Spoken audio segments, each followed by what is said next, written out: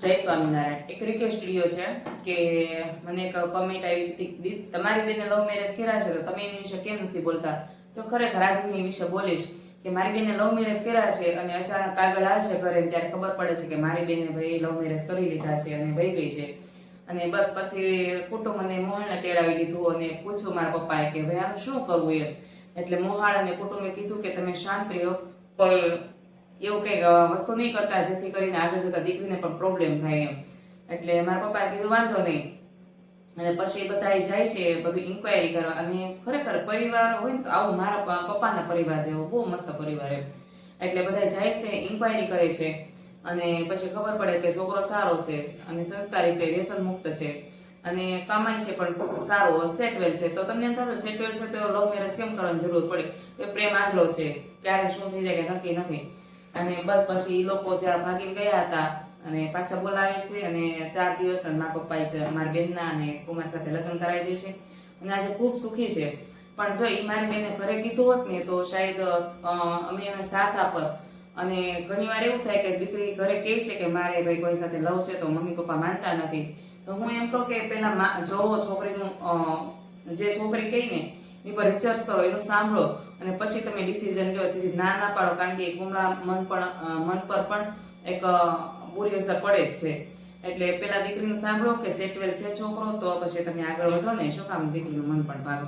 દીકરીઓને પણ કહો કે તમારે ગોતવો છે તો કાસ્ટનો ગોતો અને આપણી જ કાસ્ટમાં જાઓ એટલે જેથી કરીને આપણા માવતર છે ને એને સમાધાન કરવું હોય ને તો એ કરી શકે। અને એવું ગોતો કે તમે જિંદગીભર દુઃખી ન થાવ અને છોકરો વ્યસન મુક્ત તો હોવો જ જોઈએ પણ સાથે સાથે થોડું કમાતો હોવો જોઈએ અને તમારામાં દીકરીઓમાં પણ થોડીક આવડત હોવી જોઈએ જેથી કરીને જે છોકરો ક્યારેક દુઃખ આવી પડે, જરૂરી નથી કે બધા દિવસો સુખી ના જ હોય, તો ક્યારેક દુઃખ આવી પડે ને તો તમે એની ખંભે ખંભો મિલાવીને કામ કરી શકો। એટલે કે ભાઈ બધો બંધ, કારણ કે આ અત્યારે જો છોકરા પર રહેશું ને કે એ મારા શોખ પૂરા કરશે તો એ વસ્તુ ખોટી છે, કારણ કે પોતાને પણ કમાવું પડશે।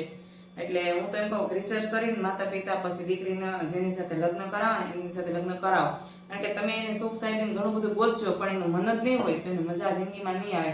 એને એમ થશે કે મારે ધક્કો જ થયો। અને દીકરીઓને પણ કહું છું કે તમે પ્લીઝ આપણી કાસ્ટનો જ છોકરો હોય, જે કાસ્ટમાં તમે છો ને એ કાસ્ટનો છોકરો ગોતો ને તો માવતરને લગભગ કોઈ પ્રોબ્લેમ નથી થતો। અને હવે તો દીકરીઓ ઘરે માવતરને કહે છે અને માવતર પણ જ્યાં ગમતું હોય ત્યાં લગ્ન કરાવી દે છે, તો પછી ડરવાની શું કામ જરૂર? અને આપણા માવતર છે એ આપણા ફ્રેન્ડ જ છે, હું તો એવું માનું। કારણ કે મારા મમ્મી પપ્પાએ આ જે વસ્તુ કરીને એ ખરેખર એક ગૌરવની વાત છે કે એને બધું જોયું જાણ્યું અને કુટુંબ અને મોહાળને પહેલા રાખ્યું અને પછી આ ડિસિઝન લીધું।